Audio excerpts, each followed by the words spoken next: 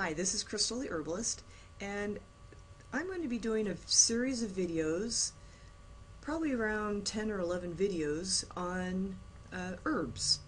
In this particular series, I'm entitling this one Field of Herbs because it's going to be talking about collecting, drying, storing, preparing, also what kinds of herbs that can be in combinations, and administering herbs. Now, I'm using the information out of the School of Natural Healing by Dr. John R. Christopher. And I'm actually, if you want to follow along, you happen to have that book, it's on page 515. Now, today is about collecting herbs. This video will explain the general principles. More specific instructions will need to be researched, or you can contact me and we can even, I can help you out that way.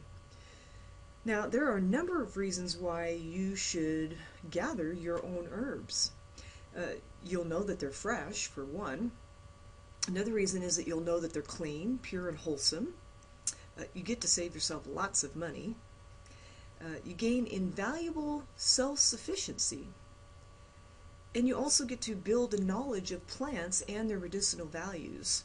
Now, because you never will know if there's going to be an emergency coming up, or there could be a famine or whatever, and you want to be able to know how to secure medicine for your family. There are many herbs, so you cannot expect to recognize every one. Now, there are lots of resources out there in being able to access what herbs look like and how to collect them and things like that. Liarda Moulton, M-O-U-L-T-O-N, has an excellent DVD and a set of cards that I have had in the past called Nature's Medicine Chest, and you may still be able to access these on Amazon. There's also, you can go through the state extension office. They have books available. For example, Weeds of the West is a great example of a book you can get about herbs that are in this area. Generally, wild plants contain a greater potency than the cultivated ones because the wild ones are they grow in their own habitat, and it is able to pick up the medicinal constituents in that particular area. Also, if they are on higher, clean ground, they get a lot of sunshine and they just tend to be purer and more potent.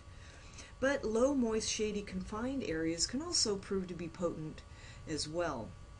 Now, some herbs must be cultivated for various reasons.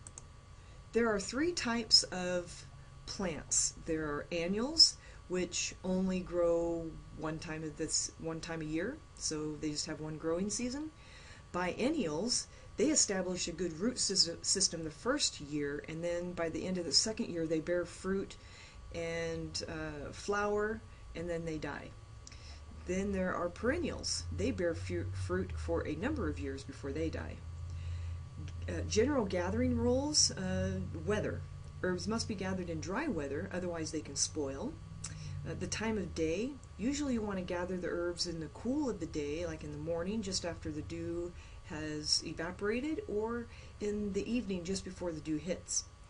And where to gather? Preferably wild plants from the high dry soils exposed to clean air and lots of sunshine. Now, the next video or two will talk about when to gather different parts of the plant. Gathering must be selective according to the type of the plant and the part to be used.